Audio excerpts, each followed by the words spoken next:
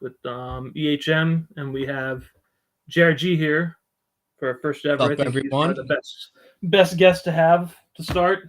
Spider would be here, but unfortunately, she is being overworked. Aren't we all? Aren't we all? I mean, I am spending a what is it? Is it Wednesday? I don't even. I've lost track of the week. That's that. It's that kind of vibe, you know. So here we are, just chilling, talking about our favorite thing, Quidd. At least, for the most part. For the most part. Now and then, Star Wars has to take precedence. At least for me. I'd say for you, yeah, you've spent enough over there. Um, so yeah, let's get into let's kind of we can recap. Let's recap this 13 days of Halloween that just kind of finished up. And what are your thoughts on this? How do you think it went? So the 13 days, I participated in a couple sets. Myself, I was really going after that Quark Award. I don't know. That's just one of my favorite mascots that Quidd has always done. Foxy's up there. Ruben's pretty cool, but being a kind of a techie, mathy, kind of nerdy guy, Quark just kind of speaks to me a little bit more than those two. So I kind of went all in on that set. Just really loved the ranking. You know how it is. You know how it is. I'm always around trying to get the good lows, but I think overall, like, there's a lot of variety. I mean, we did have a couple licensed Neopet drops. You had some stuff from the Quidd Labs, which was with our mascots, which I thought was pretty awesome. And I really enjoyed just kind of being able to see the different things. Horrors made a rare appearance. I think we've all been kind of asking for horrors a little bit. And then the other ones were more your kind of like crypto side stuff. You had your Pumpkin Hedge, the Revolt, different things. You had what was the VHS sets? Those looked really interesting. I didn't get involved in them, but I know you were looking at them a little bit. They had three different sets because I think they did a sticker set, they did a card set, and then they did like a figure set, which looked like the old school Okay. VHS. Well, They're that brought AR me back. capable too, so that was pretty cool. Oh, remember when we were kids, man? You just get a fresh VHS and that smell. It was the weirdest, oddest smell, but the most satisfying smell coming home from Blockbuster. Yeah, I'm not that old, but I still remember Blockbuster, which is kind of crazy that now we're working in the fact that we have NFTs in this digital space when just about 2 decades ago we had pretty archaic, technology when you really think about it. But yeah, I thought that was cool. That was pretty awesome. Like I said, I didn't get involved too crazy with the 13 days, but it seemed to be very successful, and I think that's what we're always looking for. We're trying to make sure, sets are selling out or at least have opportunity for everyone to get a chance. What's currently like available still for 13 days? Dude, I know there's some packs available. Maybe people just haven't been aware of them yet. The web is a lot easier to I find think those packs. most. I said on the web it is a lot easier because you can look on space. It looks like they did some flash packs, but Okay. most of them look like they're still available, so you could still like jump in. I know it's different because since this all filled into one channel, if it's something you Mhm. liked, you couldn't necessarily rank the channel, but rank the set. Yeah, I think that's what my approach was. Like when I saw the Cork and I saw that it was kind of separate, I was like, all right, cool. I don't really have to get involved really too like heavily. Like I don't gotta like, just mentally prepare, like, okay, I gotta go all out. Horrors, as you know, like my sets rank is number one. So like I was kind of nervous a little bit. I'm like, all right, horrors is coming back. I gotta hold down the fort. But being on its offshoot in this kind of like new brand, 13 days, I think puts a little bit less stress and also allows, the collectors to really be able to focus on the chase, because I think we're going to have more of these themed chases going forward, which I think is going to be pretty nice. So I'm looking forward to that. I know Darkseid was sweating over there when he saw horrors was coming back. So I think he's a little, he's not under the weather anymore. Well, that's why I teased them. I told them they were going to do a 101. No, you can give him a Stretch the heart man attack, out. man. Yeah, you can't be telling Darkseid that Horus is gonna get a 1 of 1. Like that man's gonna be taking laps from LA to New York just trying to figure out his life. Like you can't be doing that to the poor fella. Well, I mean, we seen what happened the last time with the 101. He lucked out. Luckily, he was able to still snag it because he's still. I mean, obviously, since he has it, but I know he's one of the people who has horse completed. So I'm actually curious what we'll have to ask him to see what his thoughts are of having horrors outside of horrors. If That is that true. like did he collect it? I'm assuming he collected the set. I mean, it's Dark Side. I mean, he'll collect anything that's spooky. Yeah, no, that's a fact. I mean, Well, it's kind of the same thing with Star Trek, which I think is going to be, we'll eventually touch on what's coming up with Star Trek on the app, which I'm excited for. But I mean, when they start doing like separate Star Trek seasons, I know, yeah, it was kind of like an interesting composition because you were like, okay, if you're a Star Trek collector, you don't have to go crazy ranking this because it's not going to affect your Star Trek ranks. But at the same time, like you still want to, like you still want to like own Star Trek. So I think it's interesting when the sets are kind of in their own like little new brand, even though it's something you really love. It's it's kind of like that tug of war. Do you go all out or you just say, okay, it's not part of my brand. It's okay. I can just casually collect it. So I think that's something collectors gotta kind of also with kind of look through how their approach is. Yeah, and the thing that's one thing a lot of people may not know is this is the first time that Quidd was actually able to combine different licenses into one channel. If you flip the back of the cards, because that's one of the things I noticed with Revolt. That was like that's the set I kind of went after. I didn't necessarily want to rank top 13. I mean, I would have liked to, but after ranking Identity, I'd spent enough. I spent like $500 or $600 on Identity, and so this I just kind of waited till after. But that's the set I really like, mainly because I mean the artist he did. We have Moondust from him, and he's pretty well known in the community for like he's worked with a lot of musicians and sports and everything like that. So that was one of the sets I felt I needed to go in on. Yeah, no, absolutely. That art style is also, I think, I mean, the digital art that he's putting out, the poster style kind of like really detailed stuff, I think is pretty interesting. I'm a sucker for some of the stickers that Quidd has always put out. I think that's what that really built Quidd in the beginning. You have your different types of items. You have your cards, you have your stickers, and your figures, and I think we all kind of interact with them differently. I think a lot of people still really enjoy the stickers. I'm not sure how the text keyboards work anymore. I haven't done that in a few years, but I remember back in the day, if you had a rare sticker, that was definitely something important because that was on your keyboard. Especially those glows, man. You remember the Adventure Time, those days of the glows.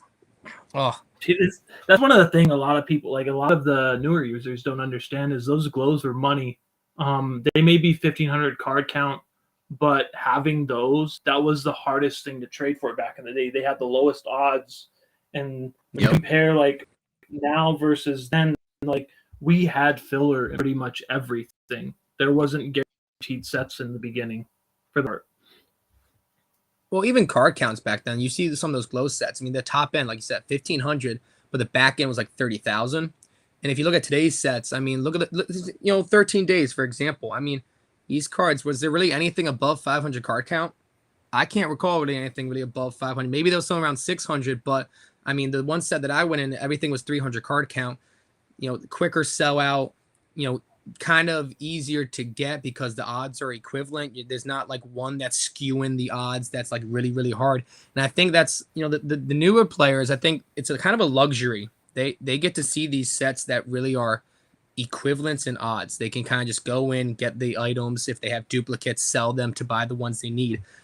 We haven't had those top tier sets where the first card is just 1%. That hasn't really been happening as much, which granted, I kind of miss. I'll be honest, I do miss that thrill. But it's also a little bit of stress relief because my God, when you spend like $100 and you don't get the first item, that is a tough pill to swallow. It's a tough pill to swallow. Like it's you're fighting against an odds. It's just the time too to open like 100 packs. Like it doesn't seem like a lot, but man, tap in, or clicking. That it's not like you're ripping cards physically. I think sometimes I get a little bit of more joy with my physical rips than my digital ones. But my digital ones, I kind of do that fast thing where I just exit out trying to get as many packs as possible. And then looking at my lows afterwards, which is, I think, my strategy recently. But both approaches, I think, have their pros and cons, obviously. Deborah says she doesn't miss tapered sets at all. Doesn't miss tapered sets at all. I mean that's a fair assessment. That's a fair assessment. They yeah. I mean, I have my Ship of She as my profile picture, and I think we all back in the day absolutely hated that card originally, and that's why we love it so much now, because Ramada decided to just get 50 of them, and then the rest of us were kind of just begging. So that's how that kind of went back in the day. But no, yeah, those tapered sets. That's the thing is like today's 500 card count is not yesterday's 500 card count. Like there is stark differences in value, and I think sometimes that's kind of lost on our platform because we need more history on the platform. I think we need more people to be vocal about how things were. I mean, I try to give as much information as I can, anecdotes of how things were since I've been here since the start. But, you know, when you're on the market and you're brand new, if I had no clue what was what, you know, I'm seeing 2 items are 500 card count and one is, you know, $100 or one's $1. To me, I'm going to go pick that one up for $1 because, oh, maybe it's worth $100. There's a lot of confusion, I think, that we as a community can come together and share and kind of just pass off that history a little bit. So I'm hoping we can kind of advocate a little bit more for that. Yeah, I think it's one of the. I mean, you pretty much covered it. A lot of your older, and you don't see a lot of them listed. I mean, you take some of those older 500 card count for Adventure Time, where you'll see them listed, and it's like an old user coming back, and it's listed for like $5. Those to me are a steal. I got a steal for I will afford those all day. For you. I got a steal actually. Older user came back, and I might message actually and tell him like, hey, can I give you 10 more bucks? But I just had to pick it up before someone else did. But I was looking through some listings of an old guy that I used to be friends with. I noticed he jumped back on. He was listing, you know, a lot of the stuff from Valiant and Firefly. He had a Lulu Lee 500 card count for $3. And if anyone knows about Lulu Lee or anyone knows about, you know, the nanites, those 500 card count cards in Valiant, I mean, those were some of the rarest cards to get. We are talking sub 1% odds. We're talking very, very hard to obtain. And the other ones that are listed, there's only like 4 of them even listed in first edition, which is pretty interesting. I'm trying to actually see. I might pick up. There's one more for $7. I might sweep the floor a little bit and kind of maybe uphold a little value. Try to get that up to like $20 maybe, because I think that's really what they're worth at least. And it's just funny kind of seeing those items back in circulation starting to come through. And even the older guys, you know, they're used to, you know, they have them. They're trying to make a little money right now. They're a little confused too. Like, where do we actually put this value? So I think it's a learning curve for both new and old trying to come together, which I'm hoping can be, you know, something we can, again, advocate as a community, kind of learn from one another. Yeah, well, especially I think a lot of your old users that come back, they try to use like a coin conversion because they, you know, if they're just coming back and cash is new to them, and they're like, well, I would have sold this for 1,000,000 coins, and they were, you know, VIP 3, they're going to put up for $20, but maybe it's worth a lot more than that now. I had the same thing. I lucked out and found a bunch of old Bob stuff that somebody was listing for like 50 cents and $1, and I swept everything they had because it's the same thing. I don't want to miss out on that, and it's something. Yeah, exactly. They were all things I needed, so I grabbed everything. I'm not missing out on that. I mean, there's grails in every channel, and I know at some point we'll try to go over like grails in each channel. I think we want. I definitely want to. I think I want to give like a little history lesson for sure. I think doing a night where like we kind of talk the talk for like maybe an hour and a half, kind of just go channel by channel. I mean, we're gonna probably start with Star Trek. That's, you know, the big one. I'm going to be very passionate about my Family Guy. There's a few really good items up there that I think people would love to actually, you know, get.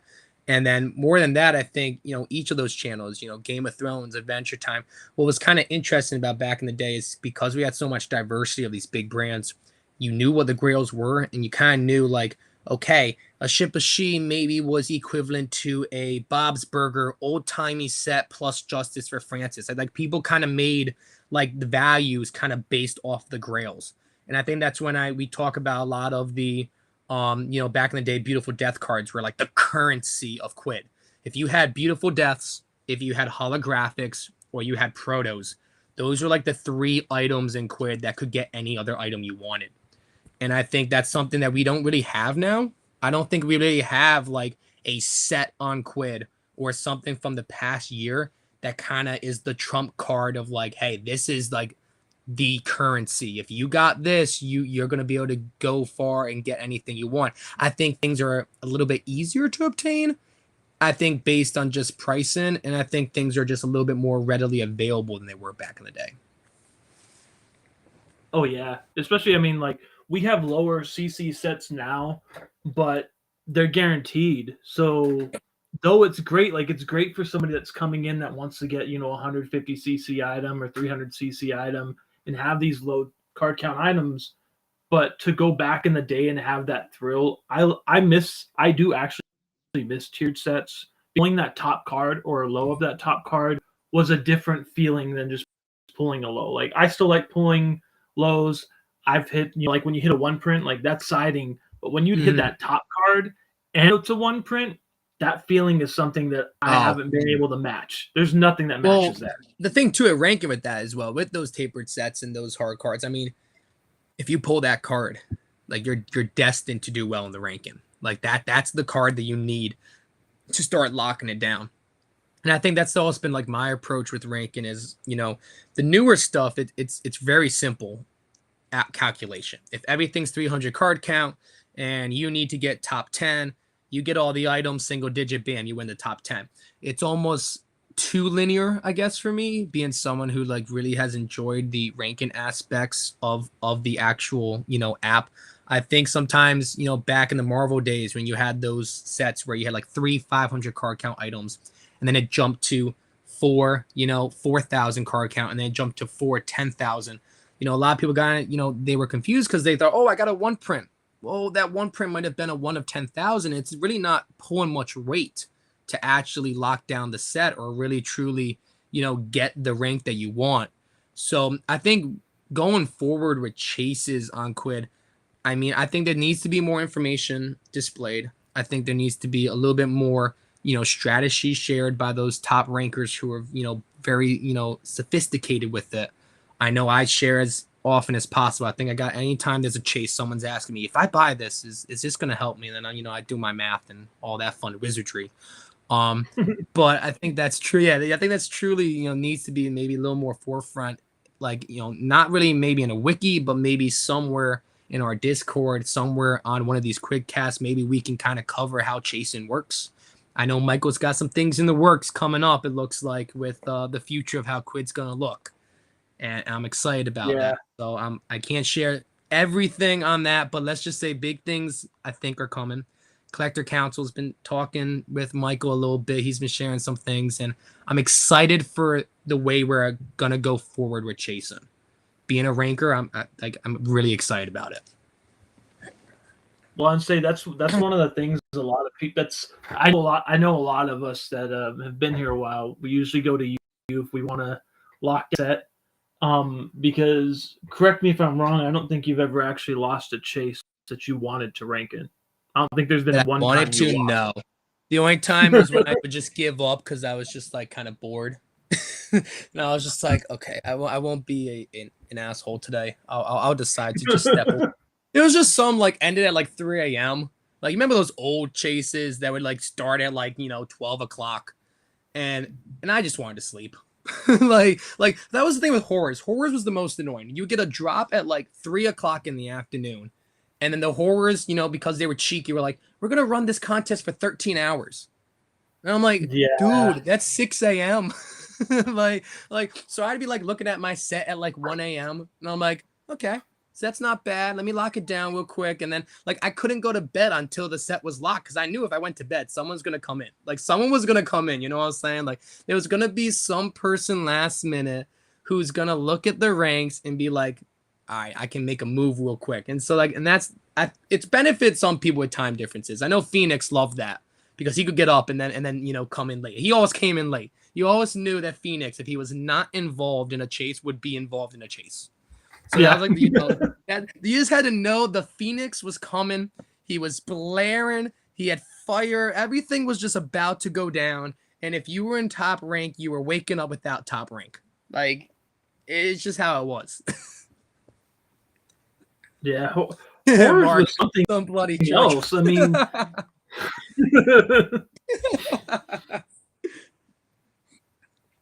Yeah, horrors is ones where like I got involved in a few of those, and you know, you could buy packs with coins, and you know a lot of people value that. That's why I think some of the value in some of those old club awards for your top 13, top 9, the value should be a lot more than, and I think a lot of it's withheld some of the value that's there.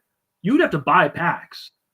Opening with coins was doable, but it was time consuming. Whereas I could sit there and be like $1.99 stickers, and you just sit there. I didn't check any of my prints. I would just sit there and pull, and then go check my rank. I didn't care. Yeah, about I think what during clubs. Yeah, during clubs, I would go like I would kind of set myself a budget. Like if I was like, okay, I really want this. I think I can go 100 on this. It never actually stayed 100. I never did. But I'd be like, all right, I'm gonna go 100. And what I would kind of do is like every 2 hours of the chase, I just throw in 20. I would just rip 20. I wouldn't look at the prints. I'd look after I was done ripping the 20, and I was like, okay, got pretty good. I'm in third place now. Okay, let me reassess. I still have $80 to play with. Let me see what happens in another 3 hours. And then you slide down and you just kind of make those calculated moves on and off, which was, that was the fun. And I think that's what a little bit we're missing now. I think our chases currently are these channel chases versus set chases. The problem I have with them is, one, you can kind of rig and actually guarantee yourself a rank if you just basically know the scores of the sets of which one's going to score more. So if there's a channel where you have a lot of card sets and then some sticker sets, I don't even bother ranking the sticker sets. They just don't add the score you need versus a card set. And so a lot of people think you got to, spend your resources and rank every set number one. And a lot of times what happens is you get 4 sets down out of maybe 10 and you're just tapped. You overspent. You didn't realize, the endeavor that was going to happen. Where I think, again, that's that strategy that I think we as a community can kind of teach a little bit. There is a collation where figures are more points than cards, which are more points than stickers. And once you figure that out, you also have to look at the award sets. Award sets usually actually go through and make a lot more problems. Smurfs was a perfect example. Those awards were key versus the actual sets. Well, that's a channel you went all in on. Yeah, I'm still salty. I'm still salty about that because like the one Smurf season 2, which had that 10 card count award, So I own 57% of the one prints, and every single one of my items is a single digit. But because I pulled a 4 of 10 instead of the 1 of 10 on the award, I'm not number one ranking that channel.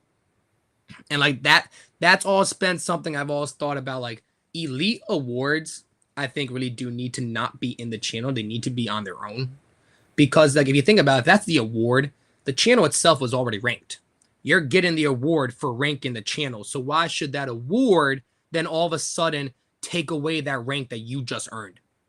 And I think that's something that I've always been kind of going back and forth. And that's why I loved what they did with Star Trek. If Star Trek had those 87 one of ones in the Star Trek channel, oh my God. Right. I think Phoenix, JD, and myself would have honestly lost it. I think we would have been in a mental hospital by now, because at 45 million points per score, I think Phoenix owns 10 of them. I'm glad that they started to kind of separate things more, because I think those kind of things deserve to be kind of a highlight of your collection, but also separate out from all of the other stuff. And I think we see that with shiny sets too. There was a lot of controversy with shiny sets. Valiant and Horror Channel, I think, are the two. Those are the two things that really shinies really impacted. Marvel a little bit more, but there was just so much Marvel that you could kind of actually still rank even if you didn't have the shiny sets. But I think that was the key really to some of those channels. That's why I have first rank in horrors. I own all the shiny sets and I own all the one prints of almost all of them. So that's the only reason I have that rank. But there's definitely some caveats that we've gone through as a community, and I think we can always continue to improve. Yeah, see JD. See, I spawned him, man. He just came out of nowhere. Marvel wasn't. That's where I feel bad for EOP. That Marvel was Zombie and EOP. I felt so bad for them when Marvel has so much stuff in it. So no offense to I know people love Marvel. When it went away, I felt relieved for them because I'm like, that is so much money to buy and rank so many sets. And if you missed out, you basically had to pay top dollar or so much coin to get, the 5cc you missed out on. Yeah, no, that was just that was hell at one point. I mean, I kind of did a Marvel, like, I went hard at Marvel for the sets afterwards, kind of just going through, because that's when we were retiring coins, and like we had that timetable.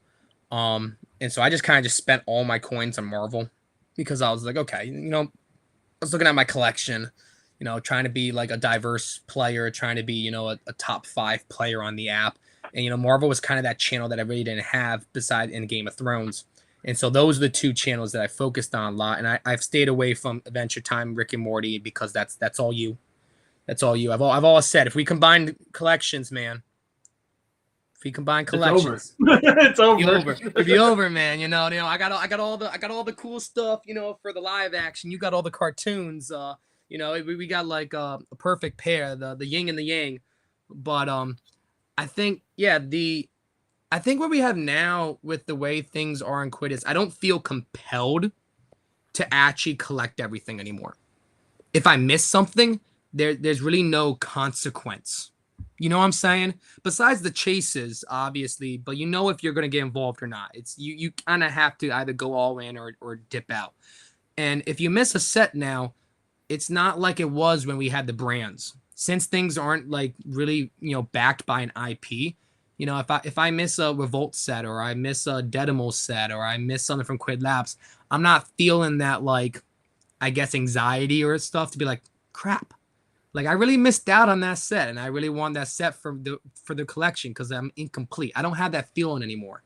And I'm not sure how other people feel. I think that would be great to have some guests maybe on the next Quiddcast kind of give us their opinion on that. But that's one thing I am missing from Quidd right now. Well, and not only that, let's be honest here. If you miss a drop, it doesn't matter. You can hit aftermarket and pay like 25% or like even lower than that. You can pay like 15 cents for some of these things that that average out to $1, $2 an item. Well, and that's the issue we have with credit right now. I mean, I've spent through my credit, and I've been on kind of like, I think everyone knows my opinion on credit. I'm not a fan of it. That's why I actually don't even enter contests for credit anymore. I'm just really not like that. I just don't like it. And I think it's because people have gotten this false reality of like, okay, I'm going to, use my credit up on packs, and then I'm going to sell things, cheap off because the market naturally destabilizes right now, and I'll make some withdrawable money and I'll move along. And the problem is, it's actually more beneficial now to come in late. And that's something we never had in the beginning. It was, if you were late, you were late, and you were struggling. Like, if you didn't have things to trade, or you didn't have coins, or didn't have, like, it was not beneficial to miss a drop. You wanted to be there at drop time. That's why, the servers sometimes would just randomly break because we were all rushing to get that set. And that rush feeling, I think, is something that we need to recapture. And I'm hoping that can be done, but I think credit needs to be eliminated for that to be done. Yeah, credits kind of created a false sense of value on a lot of items too, because a lot of, you'll burn stuff, you'll get $200-$300 worth of credit, you'll go spend $100 on like a 10 print. Like, you know what I mean? Like, I actually wanted to, when you brought up Smurfs earlier, and I brought it up, it's season 3, because it's actually the one Smurfs award that the top 10 that I have. You're number 1, and you're number 1 for a reason. And you could speculate, you could say, I will not say, but the person who had the number 1, they're no longer on the app. So me and you hold the first and second rank in Smurfs for that season. You know what you sucks, were worried though? about? You are first now. No, you see, you know what sucks though is like, that doesn't even make me happy because now I know the 1 to 10's gone. And I also like that. That's rough. That's actually rough. Like, yeah, this deleted, like this deleted thing really, man. The deleted account stuff. And so how many is in circulation then for that award? Because I know someone else has like 4 of them, by the way. Because someone was just hoarding them. I think the person who has 4 of them is gone. So that's now a 6 card count item. Woo. Actually, yeah, this is like the rarest item in Smurfs, probably. It's not a 10cc because, like you said, I think somebody was hoarding them. I don't know, are these mintable? I don't remember if they're mintable or no, these these were just the IP. Hoard 'em Yeah. Smurfs was just the IP, but I grew up with Smurfs as a kid, so that's why I kind of like went a little crazy. I was like, all right, you know, that speaks to home.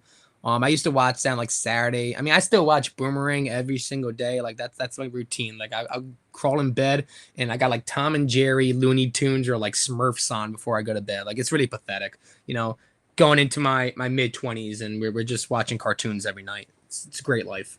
But Yo, yeah, no, I think my Smurfs. whole life, Smurfs man. What are you talking about? That's my I life. mean, yeah, it's you know, you got like 10 years on me, and you know, it's all good. You're still watching, so I don't feel left out. You know, it's all good. I mean, I'm surrounded by Star Wars figures right now, so let's be real here. Yeah, I don't know. It's a weird thing. Smurfs is interesting. Sorry, I got. It was If a anyone's surprise to hearing get me to. That was like snorting that stuff, was I a nice apologize thing. because my God, I have this earache going on. It's just not fun. It's not fun at all. Kids, don't be around kids, guys. If anyone's got kids, bless your soul. 90s, the Addams Family cartoon. Yo, that reminds me. I was trying to show. Where my has that son, been on? I don't know exactly. You could probably find any of them. I found the Tales from the Crypt cartoon. I'm like, this is friggin' awesome. That's what I grew. I grew up watching Tales from the Crypt and stuff like that. That would make a great channel on Quidd. Let's be woo here. That would make an incredible channel. Twilight Zone, do Limits and just call it a day. Bootleg. Yeah, no, Outer Limits was good too. So what do we have coming up? We have Satoshi. I know that's tomorrow, right? The Satoshi verse. I believe so. Yeah, that's I think that's gonna get some good traction. Last one sold out pretty quickly. Some big sales first last 10 one. minutes it sold out. Yeah, we'll see what sales do this time. Again, little on edge because of credit. If people go crazy, or if you know things kind of make a little bit of sense. But yeah, no, I think Satoshi will do well.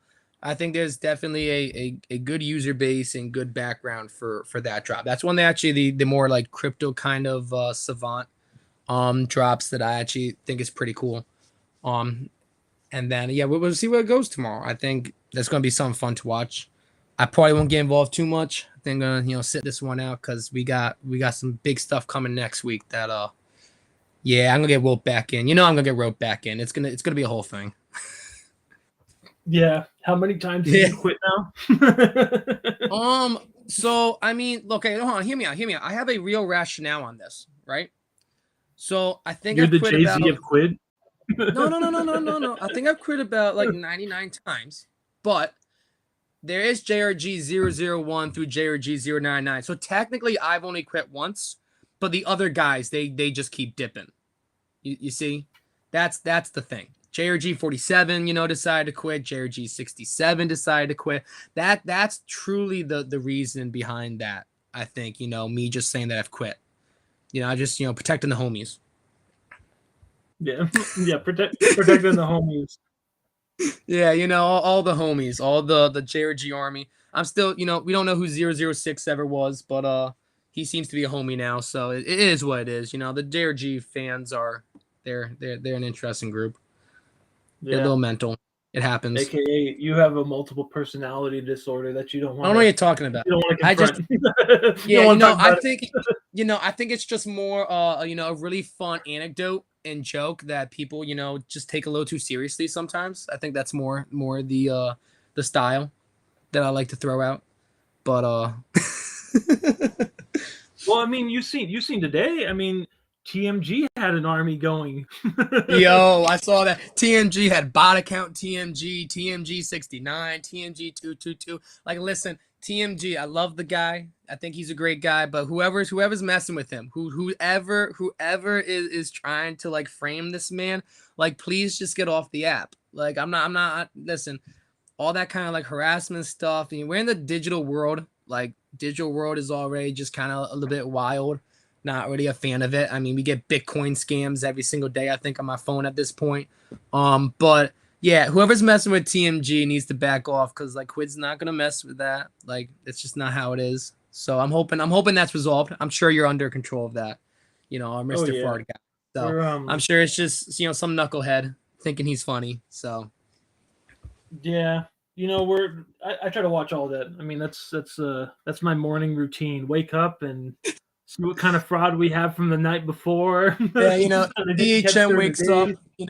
disregards his wife, doesn't even talk to his son, just checks out Quidd real quick, like, oh yeah, I gotta check the fraud real quick. That's my first thing. It's my first thing. What's up, Logan? How's it going?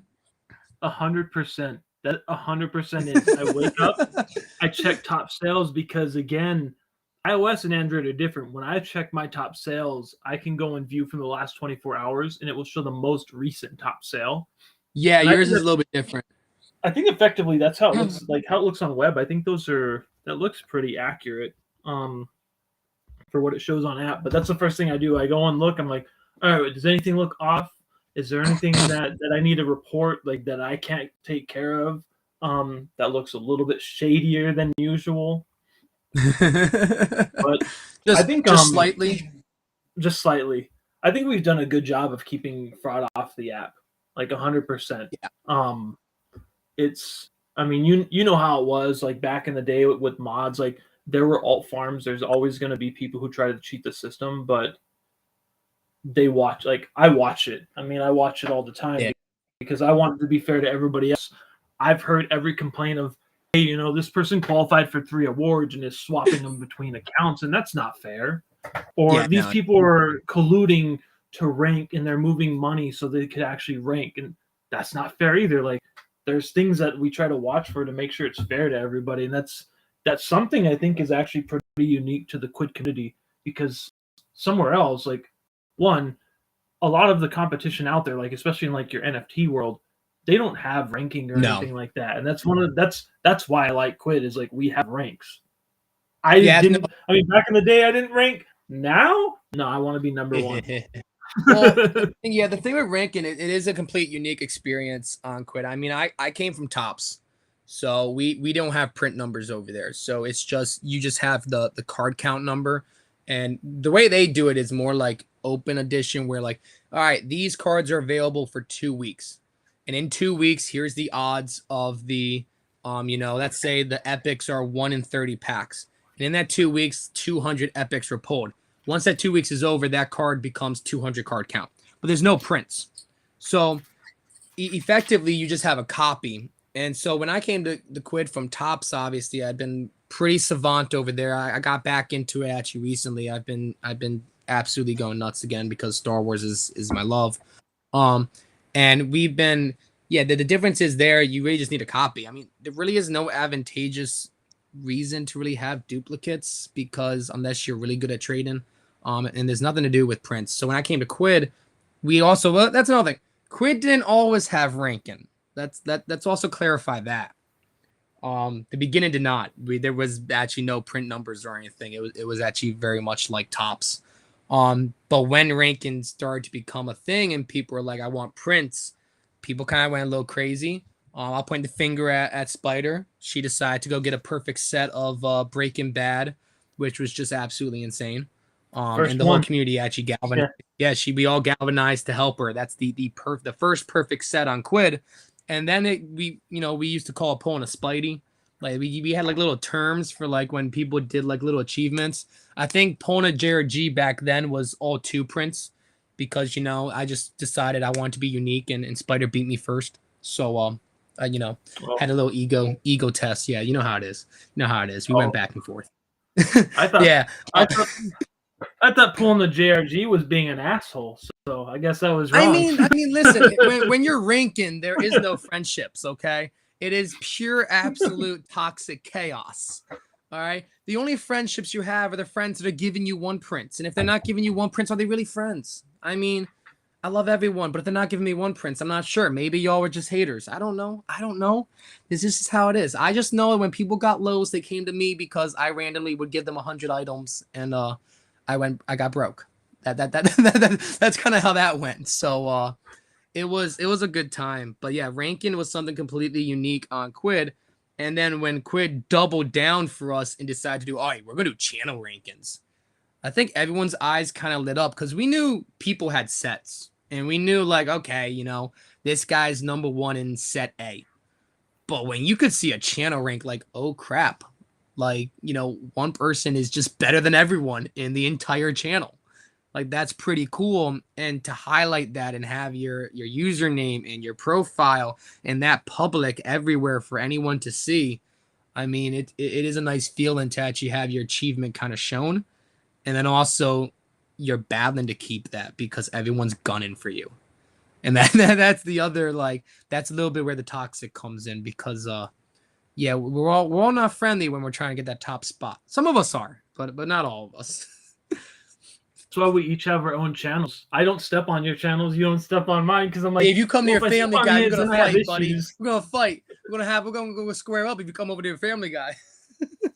Dude, nobody can even touch Family Guy at this point. There's no way anybody could ever. It's mathematically impossible, actually. Like it is mathematically impossible because I have finally hammered down every item under 1,000 card count. I think there's about 20 of them. I own 19 of the ones. So it's mathematically impossible to beat my tiered sets. And that kind of pulls the rank. So, yeah. I mean, I just chill over there. I've been buying a little bit more, though. Like, I started buying some Family Guy recently. I got a 1 print for $20 the other day. Did you see my 5 print that I got? Did I show you that one? I think so. Because I seen an old user came back and I seen Family Guy. Perryland. Like, JRG's buying. Yeah, Perryland came back and I saw she had 3 base lows, 6, a 5, and a 5. The other 6 and 5 I already had lower, but the 1 5 that she had, I mean, the channel has 1,390 items, and I only have 43 items that are above triple digit, only 140 items that are not double digit or single digit. And she had a 5 print of one of my base cards that was like 1,200 card count. One of the 42 items. Like, made my day. Made my absolute day. And those little things that still get me on Quidd when, like, an item like that comes up. Because, like, you just never know when it's going to show up. That's true. I remember, that's the thing is, the whole channel ranking when did that come about? Was that 2020? That was a 2020 release, right? It was the year before Cash, I think. So 2020.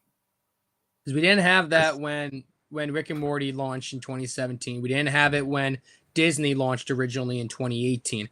It might have been a 2019 thing. Yeah, I think it's a 2019. That's a 2019 feature.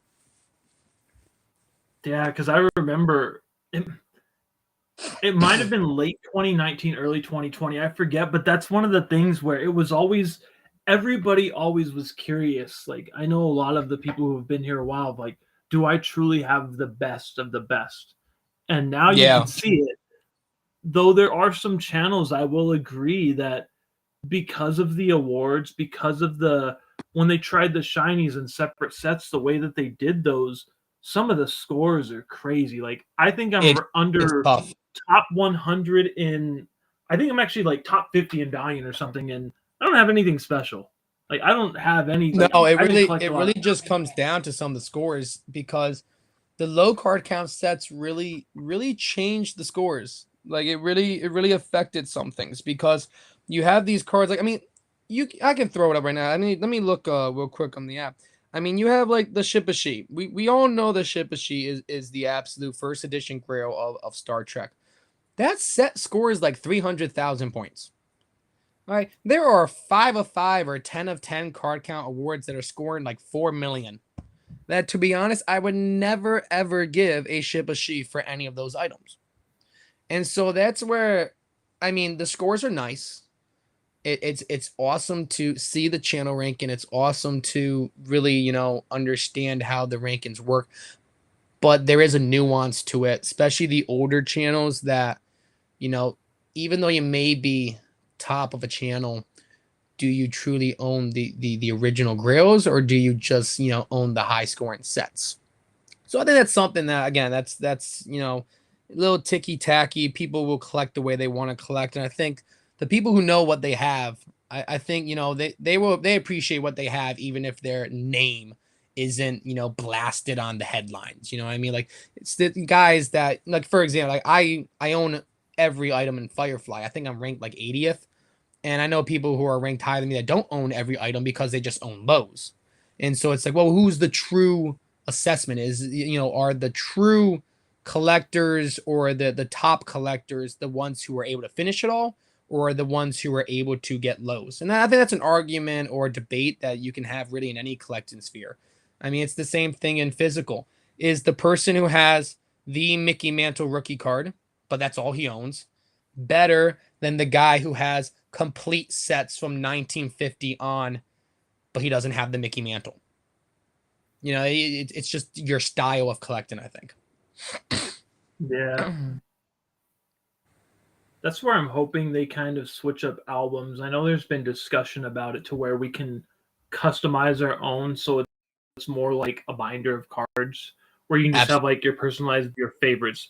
Get rid of storyboards and everything like that, and just let me post a binder or give us what was the original thing.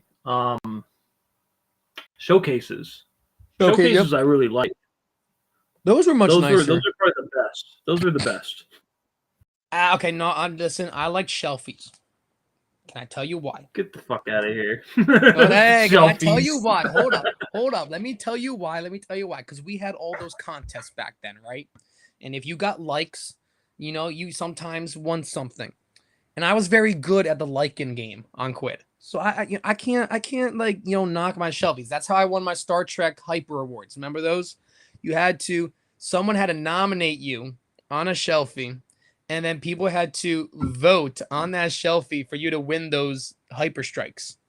So community galvanized for myself, Ramada, Spider, all the main people.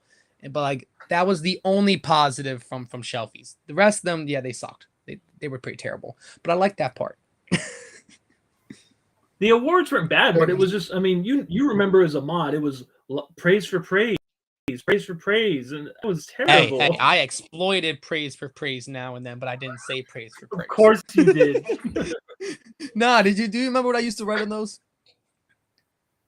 I was cheeky. I was like, if you like my stuff, I might just like your stuff. I'd say it in a nice little cheery up thing instead of the praise for praise BS, and it was the exact same thing. Exact same thing. It's geez. It was the exact same thing, totally same thing. But my way of doing it was just a nicer approach, and it didn't get taken down. Gotta understand the exploit. I think I did. I think I only won one Shelfie award, and that was regular show, because that was when I was really trying to make sure I had regular show 100% even back then, and that they had their Shelfie awards. I think what do you think the hardest Shelfie awards out there are to find? I say Gumball. Gumball, hands down. They had 3 sets. I got you beat. I think there's a harder one because no one knows it exists. I bet you won't even know it exists. Name off some Shelfie awards, and I bet you won't cover the one I'm thinking of. Didn't My Little Pony have a set? Okay. All right. It's not the one I'm thinking about. Let's keep going. Adventure Time had a set. Nope. Steven Universe had a set. Nope. Trek had their stuff. Yep. Not Trek. You're never going to get this one. That's why I know I'm not going to get it. Anyone in the comments. Let's see if anyone in the comments. My Little Pony's not it. Let's see if anyone in the comments knows the Shelfie awards I'm thinking of right now. Because I bet you no one's going to think about this. This is where the history comes in. Marvel is a good one. I remember those, but not thinking about Marvel. Yeah, I know My Little Pony are harder than hell to find. Those are. You ready for me to blow your mind? DC. That's a good guess. Not DC. All right, I'll blow all your minds. Dr. Seuss. Who remembers the Dr. Seuss Shelfie Awards? They had I didn't know. You're right. I didn't know they even had Shelfie Awards. Hold on. Let me pull it up. I'll get you the set names. You can pull it up on our stream real quick. Hold up. Let me go my albums. Because Seuss was one. I bet you there's not even barely any listed. Let's see if there's any listed. That'll be the other funny part to actually the hat might be listed because that one's more like, I mean, if you're gonna do Cat in the Hat, it's Cat in the Hat, you know. Well, All we right, know how this let me works. see here. Come on, go to awards. Yeah, the Dr. Seuss Style Kit Shelfie Award. There's the Lorax mustache, the Max antler, and the cat hat. All right. Now, there's 1,000 card count. Are you ready for this circulation number? 98 for the Lorax. The Max antlers had also, it was all 98. So there was 1,000 sets, but only 98 sets ever got handed out. And all 3 of them right now do not have a single listing. Not a single listen. That is the rarest Shelfie set because no one has them and no one knows they exist.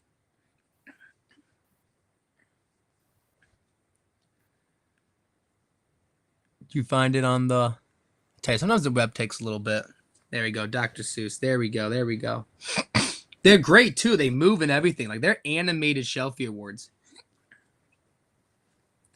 EOP got it. Oh, I see. I see. There's no just type in. Can you see sets directly on? Yeah, can you see it on the web? You can. Look at that. Okay, you can. Okay. Go to just keep scrolling down a little bit. I'll let you know. Dr. Seuss space. Yeah, load more. There's some cool Dr. Seuss stuff, man. That's a slept on. There's a lot more than I realized. No, it's a slept on channel. Oh, there it is. There they are. There they are. Yeah, they click that.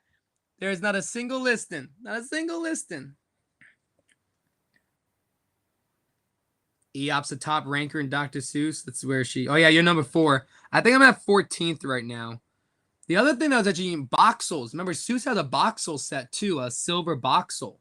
It was like Seuss had a lot of interesting, unique things that I have... Because I have 2 of the boxes. I remember selling them back in the day. Yeah, so those are the sold ones. And there's nothing... I mean, $20 for an item's not bad. $10 average almost. And those items, like I said, there's not anything listed right now. So they're kind of just in the oblivion. There's a few like rare sets like that I think that, again, this is where I think we just as a community need to be able to share, a little bit more about things that are popping up, things that do exist on the app, because I think there's a lot of new guys coming in. When you go to the shop page, you don't actually really see much anymore. You don't see the old stuff unless you search for it. But why would I search for Dr. Seuss if I don't know Dr. Seuss is on the app?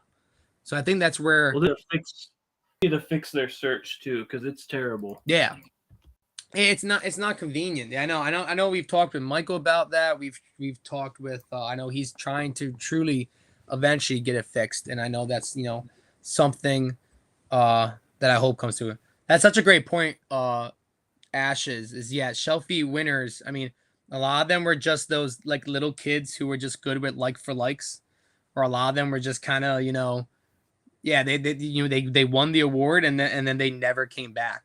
So I think that's something that truly is a dino. I think those are there's certain categories of sets on Quidd that are super rare that people don't remember.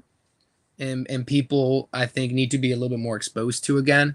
And hopefully we can do that. I mean, if we can go through with Quiddcast, I think, if I can come on often with you, I think we can kind of highlight these things, really kind of actually like drum it up. So I think that's something we can do on our part.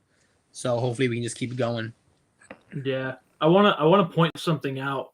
If you notice here, and this is kind of a teaser to what we're going to get in app, on the pages, it has that top collector. I had to pull a set that I knew I was number 1 in, but it's on there. That's already up. It's on the web. Up. Yeah. Yeah. So if you guys if you're not part of Collector Council, or we've been kind of seeing a few things. Michael's definitely been sharing more. I'm really happy to see him back kind of in the fray. For a while, he was a little bit distant. I was kind of worried a little bit on direction, but he's really jumped fully back in with us, which is nice. And I'm just we've been seeing things a little bit on the back end, things that are coming. Yeah, this top collector and top sale thing that we're seeing on the web will be eventually implemented in app, and it looks very clean. The design looks nice. I'm looking forward to updates. I'm looking forward to the information that's going to be out there. I see some bright spots coming forward, which is nice. I'm excited for that. Oh man, Kid Cutter, the man, the myth, the legend is in the chat. We always love to see him. We always love to see him. He always hooks me up now and then, showing me pictures of Target that are better stocked than mine. He likes to rub it in my face. He be going to Targets, man, that I swear have never had customers. I don't know what's up with that. But I'll go to my Target and I got like one box of cards. He shows up to his Target and it's like 15,000 boxes of cards in every figure possible that I want. He's really not sharing, in my opinion. But that's okay. That's okay. I digress. Listen, I'll be okay emotionally right now, though. He's been sending me these pictures of like Star Wars figures, exclusives, and I'm like, "Yo, you really want to get that one? That one, that's the rare run." And then I don't have it. He gets it. Yeah, it's a whole thing. We go back and forth. It's great. Yeah, see, he loves Target in his area. Yeah. I don't like your Target, okay? Your Target is absolutely not my... Yeah, JD, thank you. We live in the Northeast. Like, we don't get luxuries over here. These blue states, man, they don't like cards apparently anymore. I'm gonna have to have a petition. More sports cards in blue states. See if we can get that going. That'd be much better political, gander than what we got going on in today's news. I think that'd be so much more enjoyable. You would vote? You go and listen. I would vote for sports cards. That would be the sticker. Not I voted. I vote for sports cards. Okay, that's gonna be my new slogan. That's how it's going. Live in Timbuktu. All right, buddy. All right. Hey, all right. Tab, you still have Toys R Us, right? Like we don't got that here. Like we got nothing over here. The United States is like we're too good for toys. Well, no, they have Toys R Us and Macy's. Macy's has them. Oh no! That is the most bootleg ghetto version of Toys R Us you can possibly get. I walked into my Macy's the other day. It just looks like some tornado ripped through a toy section of Target, dropped it off at Macy's, and someone spit on it. Okay, it is not Toys R Us. It is an absolute blasphemy. Blasphemy. So we have appreciate it, Cutter. Appreciate it. You so you've seen we have Trek Week coming up. Trek Week. I know a lot of people have been asking for Trek for some time, and I seen that announcement today. And we tried to plan out kind of. We're JRG and I are winging this. Listen, it's this is what we do every day. We kind of just wing things. So it's all right. It's all right. There's a Toys R Us in New Jersey. Damn, did not know that. A trip there. Listen. I've been to Newark. Like I don't mind New Jersey, but at the same time, like I'm not a New Jersey guy. Like New York, New Jersey, we don't get along. I get beat up on the Jersey Shore most likely, and then I have to bring my friends from the city. It'd be a whole thing. So I know you're excited because I know you have a lot of dupes and stuff. They mentioned. Listen, I saw Star Trek Recollects, and my mind just went, hell yeah, because here comes a normal market. I can hopefully control a few of the markets, maybe establish some values for us, and let's get the ball rolling. So I'm excited. I'm excited about that. So I'm hoping it's going to be pretty good. I think Trek is the original brand of Quidd. I mean, when we're really talking about it, you had the Funko Emojis, and you have Five Nights at Freddy's. But Star Trek was the first like big IP to give Quidd that chance, that platform, and that's I think what really brought in other properties. I mean, Fox followed soon after, but Star Trek has everything. If anyone remembers the history of Quidd, it's gone through Star Trek. The first figure award, the VSA, went through Star Trek. The first Hyper Strikes went through Star Trek. anything that's kind of like a first of its kind went through Star Trek. So I think that's really the truth there. So I'm excited. I'm very excited. We will have to see how the week goes, and it's a whole week. So who knows what surprises we'll get. Excited to compete with the 13K. I mean, listen. Primary. 13K is 13. Yeah, 13K is 13K, and it is primary. And there's this thing called JRG luck. So I'll just pull all the ones, and the person with 13K will just pull all the twos. So I'm not too worried because that's a thing.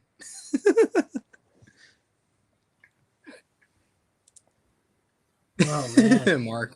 So I'm hoping. I know people have been asking. I'm hoping we get a new set. Dude, if we don't get a new set, I am taking it up to Michael myself. Like I will have to go down to New York, man. I gotta go down anyway, but I'll take it up because I want some. We got what lower decks. People, I know. Card. Yep. It's a lot. Yo, what's up now for trade? Welcome. I mean, Star Trek League's gonna be. I'm not the largest. I'm not the largest Trek fan, but lower decks, I could totally go for some lower decks. That's like that. I like cartoons more than anything. So if they throw that out there, I mean, if they want to make me happy. Lower decks would be, lower decks would be fun. I mean, personally though, like we're seeing a lot of older players come back. So like I'm really hoping that Cutter, I'm not doing no impressions tonight. He just caught me off rip on that. We gotta keep it PC a little bit. Maybe for like the late night streams, we can get it rated R or something. I don't know. But yeah, like this. Quiddcast after dark. That's what we'll have to after do. dark. But yeah, no, I was with the Star Trek stuff coming up. I'm hoping that some of the older players come back. There's some notable big names in Star Trek that we know are missing. If any of them can come back, that would be absolutely incredible. Send out a red alert to Ramada. Maybe we'll see some first edition Ship of She's on the market or something. I'm sure Michael's got his email. Been trying to contact him because that'd be awesome. But yeah, no, you still have a lot of active guys though too. Toa's still there. JD, myself, Phoenix is gonna probably go nuts. Yeah, Phoenix is gonna go nuts. Let's be real. He'll be collecting 21s like he always does. Listen, Cutter, there ain't gonna be no rated X. That unless Quidd can give us Archer again, we're gonna have to keep it at rated R. We can't step up to X. That's a tough one. That's a tough one. I mean, I did win the cinema posters, and my knucklehead decided to get the Marilyn Monroe poster because she's amazing. So there's hints at rated X, but we're not gonna go there. We're not gonna go there. Mind this, you agree? We're not gonna go there, right? We're not gonna go there. We're not gonna go there. That's just for another day, another time, another stream. Yeah, and thanks for reminding me not for trade. Make sure to like and subscribe. I know it helps with the algorithms. Absolutely. We want to try to push this up to the top. So when you search for Quidd, that this comes up. I'll make sure when I go in and actually edit some of the hashtags and all that stuff that I put in the proper keywords. So hopefully it starts to show up towards the top. Yeah, that'd be great. Damn. No, I think that just to keep this going, I think we get some more guests in here. I'd love to collaborate with Laptop, the other content creators maybe that are doing stuff as well. Try to just keep the collaboration going, keep the conversations easy going. Bring in older players to kind of hand down that history to the newer guys. I think there's just a lot that we can do. I know we all have busy lives, so I know we all got to try to find time. I think night times work best for me. I think they work best for EHM as well, but really just trying to coordinate and get as more kind of like agendas for these different things. I think we've had a very nice casual first off the rip Quiddcast, and hopefully we have a lot more coming up. Talc, I don't even want to know what's going on in the comments section anymore. I just see that poor poster, and I'm just okay. It's getting out of hand in our comments. It's getting out of hand over here. We got Cutter saying XXX. We got it's just getting out of hand. I don't know what's happening. You guys are like thinking it's like, Japanese time or something. You're on the next day already. I haven't even gone to the nighttime yet. Like, I don't know. King Day's not here. He's in Japan.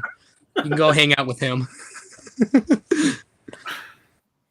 Yeah. And speaking of, I know you mentioned laptop. We'll probably have him on. I know he will actually be Look at that. on Saturday and Wednesday. Look at that. Look at this cross collaboration we got going on here. This is crazy.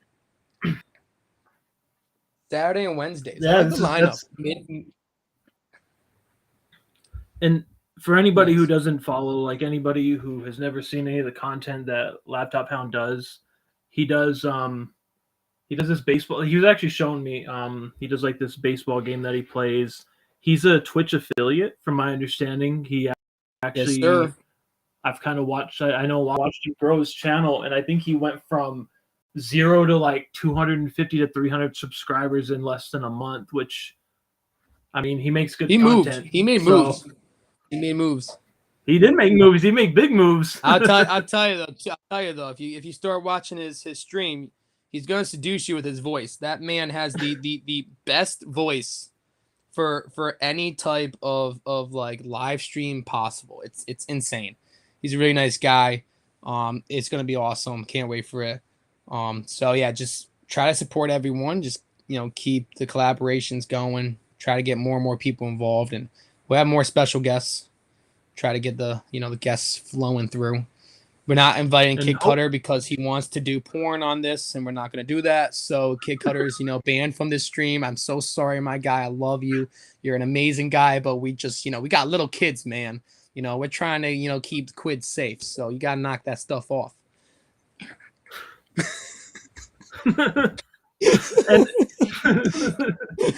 and one of the things we'll try to make sure we'll try to schedule around Spider. She was pretty busy. I know in case people haven't heard, Quidd has merch. Yes, sir. It sounds like they have merch. So she's been trying to work on that front a little bit. She was going to try to join. I did send her a link, but she has to make time for her kids as well.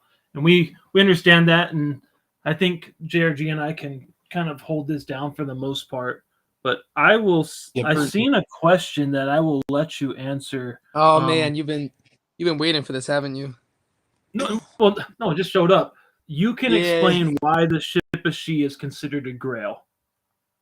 All right, the ship is a long story, but essentially, I'll give you like kind of a pretext first off, because this is, I think, important to understand. Like today, we have the luxury that when there's a low card count item, and if we were to possibly miss it, we might have something else that's low card count that we could obtain it with.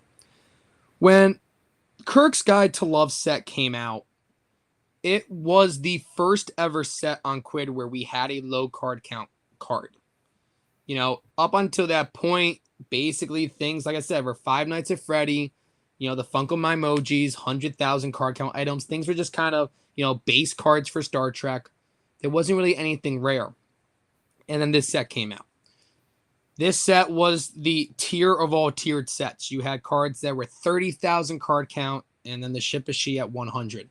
The odds were, I believe, historically 0.014%.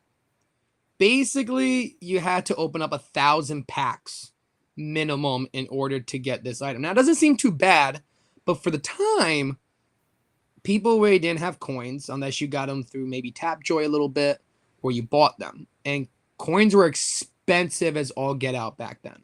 I mean, $5 got you maybe like 10 packs worth of coins. It wasn't like, the VIP deals. It wasn't really anything, profitable. It was just kind of, okay, here's some coins, open a few packs, and then trade with each other. And the atmosphere was trading. So when you had this Ship of She, if you didn't pull it, there's no other way to get it. So you had to pull it. The problem is you also had players like Ramada who decided that they saw the opportunity to basically go in, spend big money. I think he pulled 37 of them. I think that's the magic number from back then, out of the 100 that existed. If it wasn't for him, we honestly wouldn't have some of the Ship of She's actually. in circulation. I got my original Shippashi from him myself. It was the hardest thing to pull. The next hardest item that came pretty much after the Shippashi, I would say, would be the suspect one Injustice for Francis from Bob's Burgers, but even that was 250 card count. And then Black Friday came around in 2016, and that's when we saw the original Black Friday sets, the first ever collector's edition sets. So we started seeing the old-timey pops, the Black Hole pops, your Gray Matters, all of the original Black Label cards. And even still, with those being collector's edition, people were still very reluctant to trade their Shippashi for any of those items. They really didn't want to let go of it.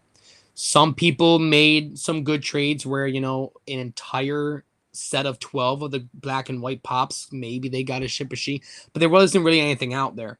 Breaking Bad changed that, and that's when Walter White and Skylar came out. Those were also 100 card count items, and those were the first kind of equivalents to the Shippashi, but even still, Breaking Bad wasn't the caliber of Star Trek.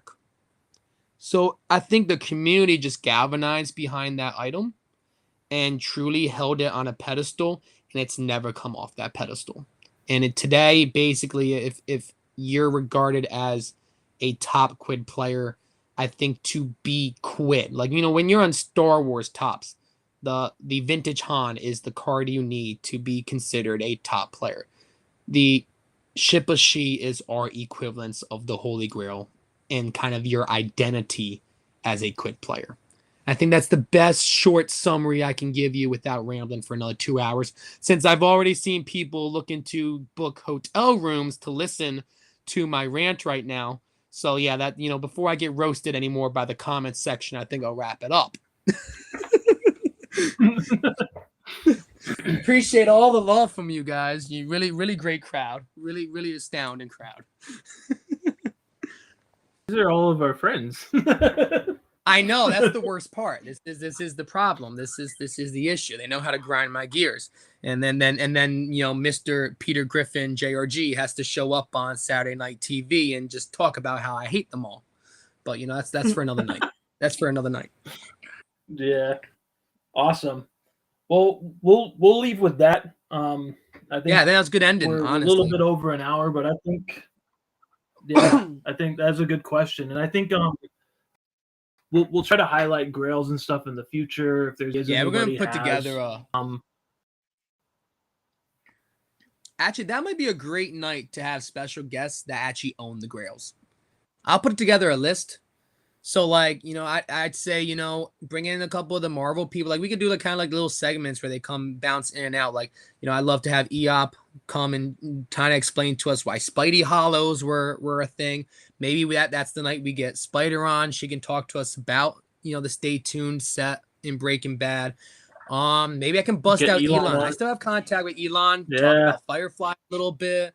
Travis would be great to talk about X-Files. I think maybe actually trying to go through and kind of, like, you know, talk about the grails and then having people discuss those grails that actually own it and why it means something to them and why it's special. I think that'd be a great way to showcase our community, showcase our items, showcase the platform, and what people that are joining Quidd now, you know, what they can get out of being a Quidd player. So I think that'd be, we can brainstorm that for sure. Try to get like a true like hour show with like maybe like 10, 15 guests that really just can kind of give anecdotes, like a historical anecdote on those items. I think that'd be awesome.